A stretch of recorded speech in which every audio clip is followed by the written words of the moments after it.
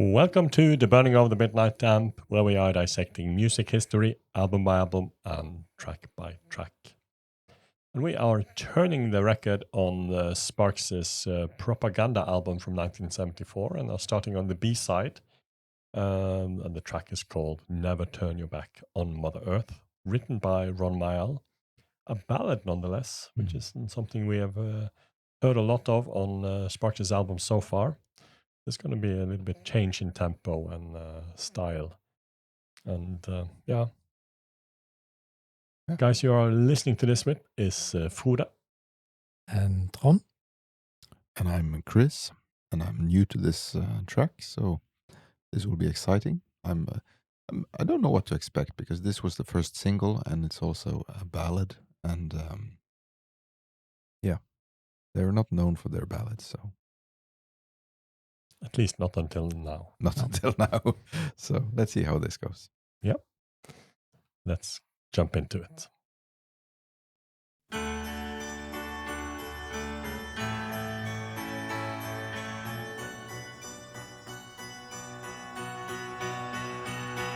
When she's on her best behavior, don't be tempted by her favors. Never turn your back on mothers. Times are hard for made to be by hands that look so smooth to me. Never turn your back on mothers.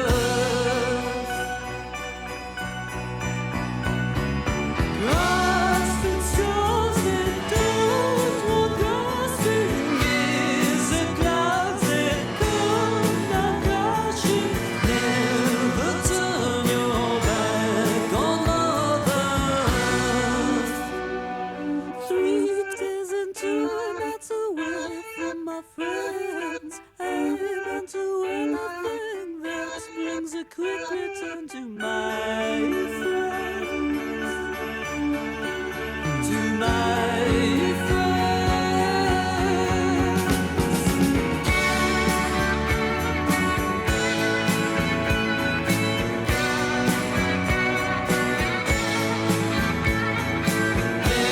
Never turn your back on mothers.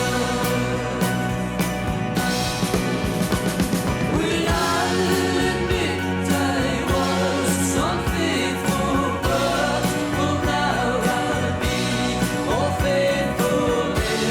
Never turn your back on mother. Never turn your back on mother. Never turn your back on mother.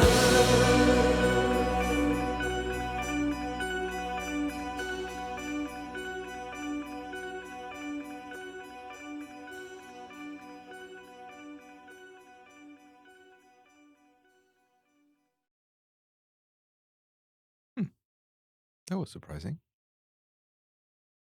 Yeah. Well, the singing is very typical Sparks, and the melody. Mm. But yeah, it had a little almost cinematic theme at the end. Mm. And it had a very nice bridge in the middle. Yeah. A bit Beatlesque with the... Yeah, Beatlesque. Really. Beatlesque or Electric Light Orchestra. Yeah. That Yeah, could yeah. very well be produced by Jeff Lynne. Yeah, That's true. Mm. And well, an overall solid track. But why was this a single, and not some of the others we've heard? I also think it's a bit unusual choice, but maybe they just wanted to do something different. I mean, it's the one of the most straightforward Spark songs we've heard. Mm. Mm. Actually. Ever. So maybe that they thought that this had the biggest commercial potential. Maybe Mm. Yeah. quite straightforward song in that sense, right? But I mean, it's a beautiful ballad. Mm. It is, but Lovely song. it's beautiful also in the sequencing that it comes where it comes. Mm. I don't know if it would make such a big impact if it was on the start of the album. No. For me at least, Yeah, I don't that's think true. it would. No, it wouldn't have hit it at the beginning of the album. Mm. Instead, it's on the beginning of the B side. So you turn turn the record, and you get this. That's yeah. I think that works. It certainly works in after the very energetic "Don't Leave Me Alone with Her." Yeah. And the album so far has been quite high energy, similar to "Kimono My House." Mm. So it's good to have a break, and it's good when the break is also as lovely as this. It is. Yeah. Mhm. And I think if I was lucky enough to grow up with Sparks and was listening to this, I would kind of like, oh, I hope they're going to do more ballads in the future. Yeah, yeah, exactly. It took a while. Well, not a long time, but they're not a very ballad-focused band. But they certainly have more ballads in the catalog, and some of them are great as well. So yeah, but it's not the most common. I mean, obviously, Sparks isn't a ballads band. That's for sure. But as we mentioned in the end of the last episode, when we talked about this song coming up, that it is a quite serious song in a sense. The lyrics aren't necessarily funny or tongue in cheek or in the same way as we've seen a lot of the other tracks so far in their career, or later in their career for that matter. So it's also a sidestep lyrically here. Yeah, it's obviously a personification of Mother Nature being sort of a fickle-tempered, treat her nice or she'll get back at you. Towns are hurdled from A to B. Yeah. She has power. Be kind to nature or nature will not be kind to you type of sentiment. And that's something that they were beginning to address in the late 60s, early 70s around the world, and the growing environmental concerns. Some pop songs were about it, but not many. I mean, thematically, the song has definitely not aged. No, it's just as relevant today as it has ever been in a way. That's where I was headed. That this is a song that is relevant today. And it sings, "I'll admit I was unfaithful, but from now I'll be more faithful." Not exactly a rhyme, but yeah, it's good lines there. I mean, I would love to see an artist like Aurora, Norwegian artist, covering the song. I think she would have loved that it. Could have been. Yeah. That's a very interesting thought. Someone should put this, show it to her, because she probably going under everyone's radar, hers radar as well. I think she would have loved this song and the thematic, and the way it can be interpreted in that environmental way. Yeah, that it appears to be. According to Dave Thompson, who was a biography author for Sparks, he wrote a biography about the band. He says that there are many highlights on this album, and many of them are just as strong as they are on Kimono My House, but that they all fell deferentially behind what is not only Ron Miles' most beautiful composition, but one of the loveliest songs anybody has ever written. Yeah, well, he certainly likes the song. That's a very high praise to get for anyone. There are a lot of great ballads out there. I'm not sure if this is even the best Sparks ballad, to be honest, but I mean, by all means, it is a great ballad. But is it the best? Yeah, I'm very unsure of that as well. There are some nice later songs that Ron will be making. So It is. mm, But if you are a Sparks biographist, you probably are a very big Sparks fan. So, And you probably listen to all of it. Yeah. by all means, good for him that he loves this track. mm, He also, I mean, Dave Thompson is also an avid one of the writers on All Music, and he also wrote about the song there. And he said it clocks in at just 2 minutes and 20 seconds. In that span, however, both Russell Miles' vocal and Ron Miles' lyrics encompass more emotions than many bands can cram into their entire career. Admiration, admonition, adoration, and most of all, regret. I'll admit that I wasn't faithful, but from now, I'll be more faithful. In common with many of Miles' best compositions, the precise meaning of the song is open to debate. Both religious and ecological concerns can be detected, and it could just as easily be the lament of an astronaut regretting that he ever went into space. Well, I can't see the last two. Ecological concern. No, the religious and the astronaut. Well, that must be that going into space is turning your back on Mother Yeah. Earth. Yeah. it's a very literal type of That's a analysis. literal. Yeah. I don't buy that. No, And I don't either. I can't see anything religious here. No. But anyway, Well, it It- is the unfaithful part, which is, yeah, No. it's kind of abstract, but still, Stretching I it a don't know. bit far. Yeah. Stretching it is. Or unless it's like you disobeyed a higher order.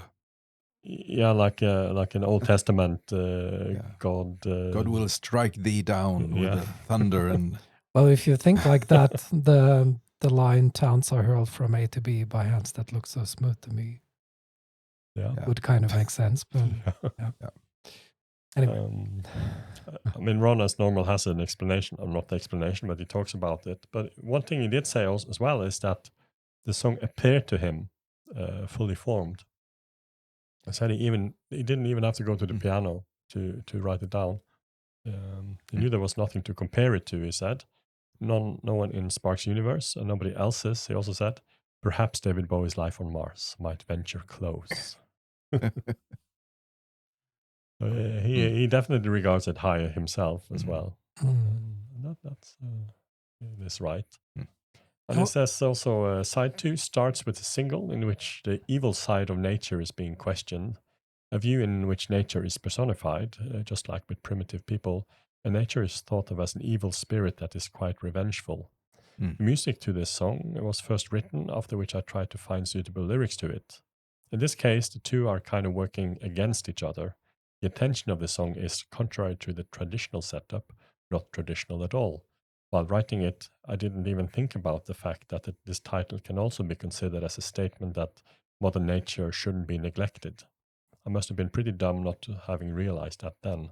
As it is now, the song is at least also suitable for Andy Williams. Yep. Good.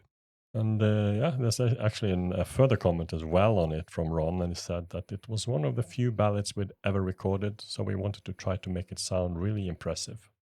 I guess that use of a lot of reverb was a way to make it so that it wasn't just a singer-songwriter kind of thing, and it had the power of an aggressive song. And there's a bit of reverb on it, but I don't think that is that uncommon. It definitely doesn't feel like a singer-songwriter song. No. that it doesn't. It feels more like a band song. Yeah. More like a grandiose ballad.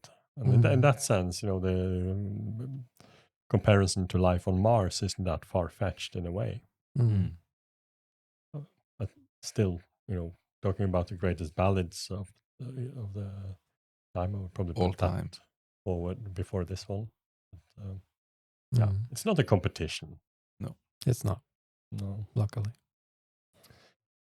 As we mentioned, it was the first single from the album. It was released in October 1974, so it's a month or so before the album came out. And the B-side was a non-album track called Alabama Right.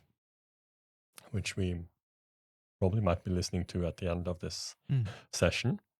The single peaked on the 13th place of the UK singles chart, so not quite as high as the Kimono My House singles, but still, that's pretty decent. Mm. Top 20 at least. A Sparks 99 edit was released as a B-side to a 99 edit version of This Town, and Big Enough for Both of Us, on a CD single in Germany in 1999. So it has been released a But couple wait, of other times. There's been released an edited version? Yeah. Believe it or not, it's only 2 minutes long. Yeah, yeah. Mm. But the cover of the single it's actually a very great cover, I think. All black and white. Mm. Photo of only Ron for some Mm. reason.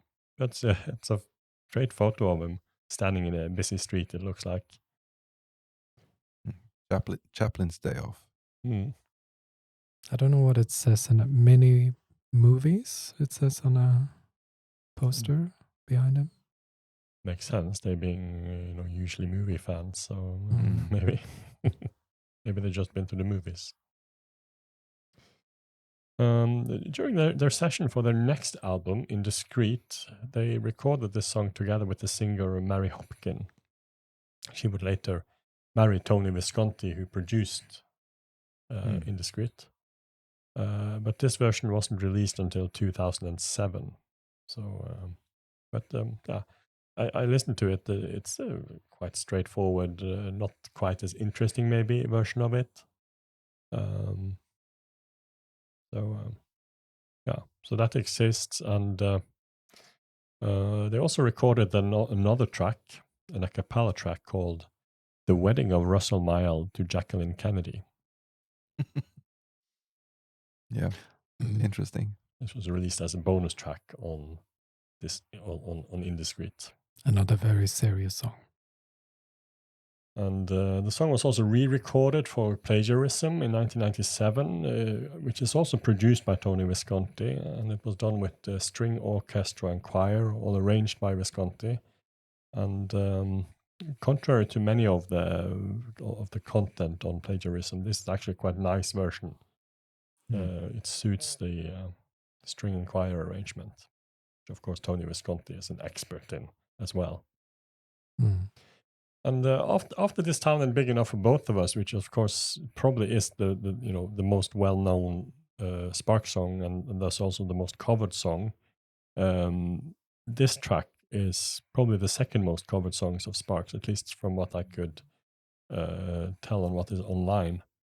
I mean, it's not maybe 15, 20 versions of it or something like that. It's not a lot in that sense, but for a Spark song, that is at least quite decent. And it's been covered by some interesting artists as well.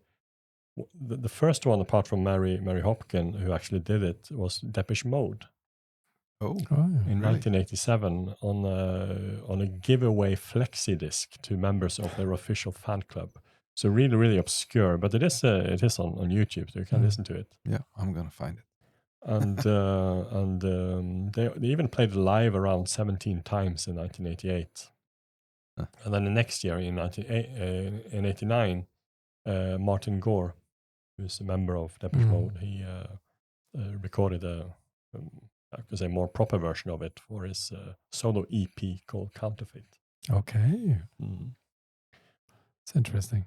And then we have Billy Mackenzie from the Scottish post-punk band The Associates, Oh, really? who made a really beautiful piano ballad of it in 2001. And I mean, I listened to all of this, and that's probably the best cover version of it. It's really, really beautiful little track. It's a band that I really love, and I could very well imagine it fits his voice perfectly. Yeah. Mm.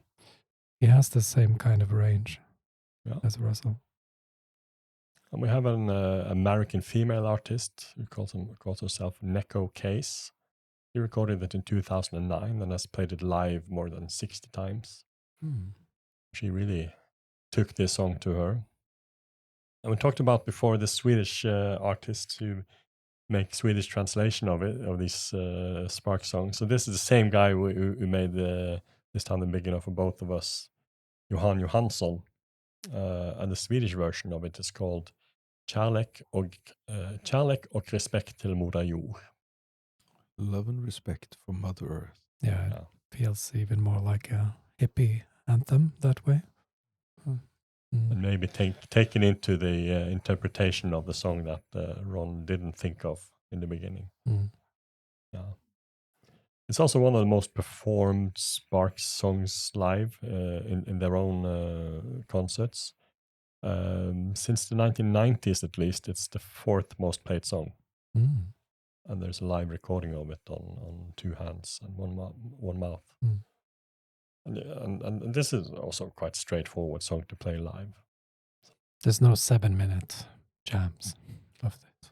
No.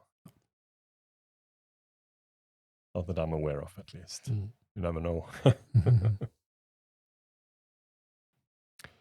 And what about you? Are viewing us? What do you think about this lovely ballad? Leave a comment below and let us know what you think. We'll head on to the next track, Something for the Girl with Everything. But that will be in a couple of days. And until then, you must all have a great day and goodbye. Goodbye. Thank you for watching and see you here soon.